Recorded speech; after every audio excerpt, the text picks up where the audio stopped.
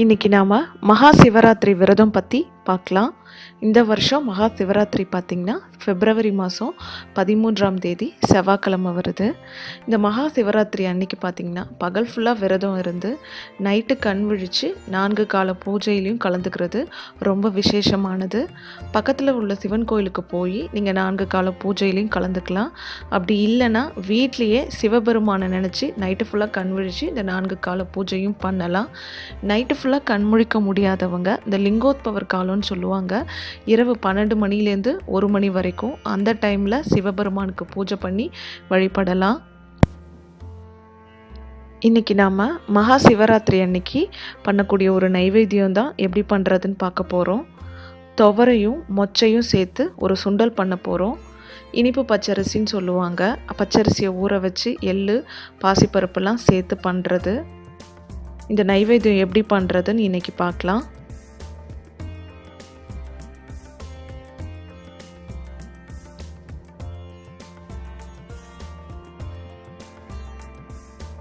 சுண்டல் பண்ணுறதுக்கு பார்த்திங்கன்னா துவரையும் மொச்சையும் ஒரு 7 மணி நேரம் ஊற வச்சுருக்கோம்.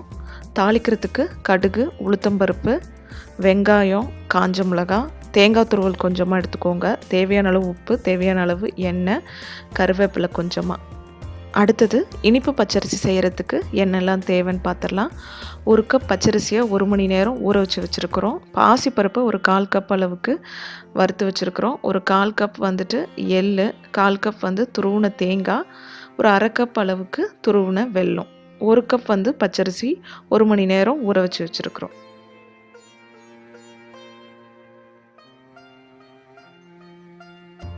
இப்போ முதல்ல சுண்டல் எப்படி பண்ணுறதுன்னு பார்க்கலாம்.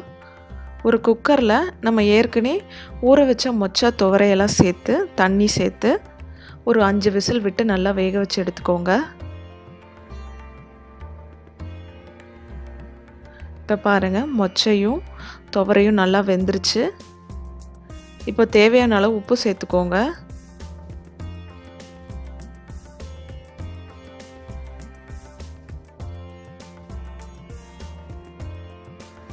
உப்பு சேர்த்ததும் ஒரு கொதி வந்ததும் தண்ணியெல்லாம் வடித்து எடுத்துக்கோங்க.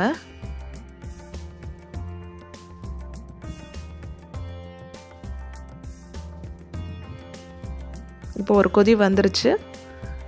இப்போ தண்ணியை வடிச்சுக்கலாம். இப்போ நம்ம சுண்டலை தாளிச்சிடலாம்.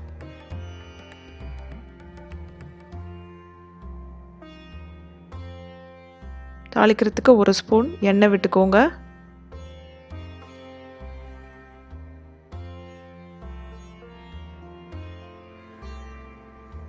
எண்ணெய் சூடானதும் கடுகு சேர்த்துக்கலாம்.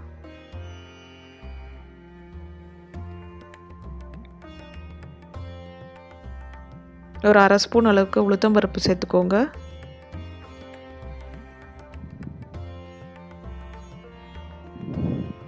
பெருங்காயம் கொஞ்சமாக சேர்த்துக்கலாம். 2 காஞ்ச மிளகாய் கிள்ளி போட்டுக்கோங்க.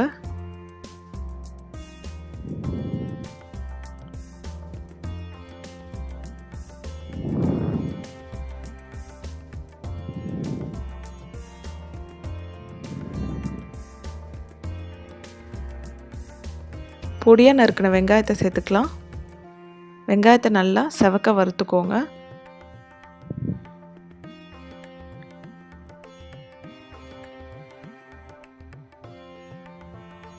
ஒரு கொத்து கருவேப்பிலை சேர்த்துருக்கோம். இதோடவே துருவின தேங்காயும் சேர்த்து லைட்டாக வதக்கிக்கோங்க.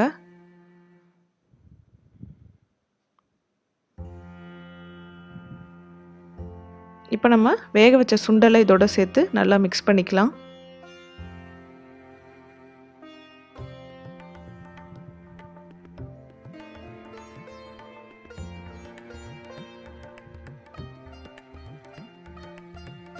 இப்போ சுண்டல் தயாராகிடுச்சு. அடுத்தது இனிப்பு பச்சரிசி எப்படி பண்ணுறதுன்னு பார்க்கலாம். 1 மணி நேரம் பச்சரிசியை ஊற வச்சுருக்கிறோம். இதோடவே வறுத்த பாசிப்பருப்பை சேர்த்து இன்னும் ஒரு 20 நிமிஷம் நல்லா ஊற வச்சுக்கோங்க.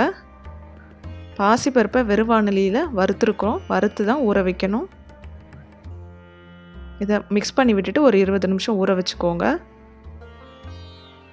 இப்போ 20 நிமிஷத்தில் நல்லா ஊறிடுச்சு பாசிப்பருப்பும்.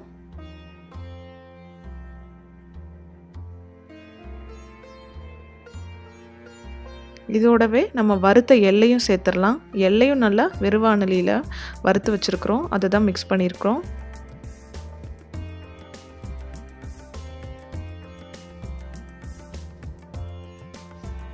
துருவின வெல்லத்தை சேர்த்துக்கலாம்.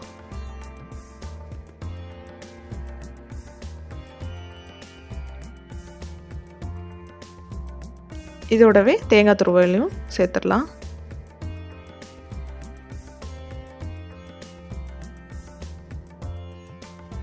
எல்லாத்தையும் நல்லா மிக்ஸ் பண்ணி விட்டுருங்க. இனிப்பு பச்சரிசி ரெடி ஆயிடுச்சு. இப்போ நம்ம 2 நைவேத்தியமும் தயாராகிடுச்சு. இதை நீங்கள் மகா சிவராத்திரி அன்னைக்கு பண்ணி சிவனுக்கு நைவேத்தியமாக படைச்சு வழிபடுங்க.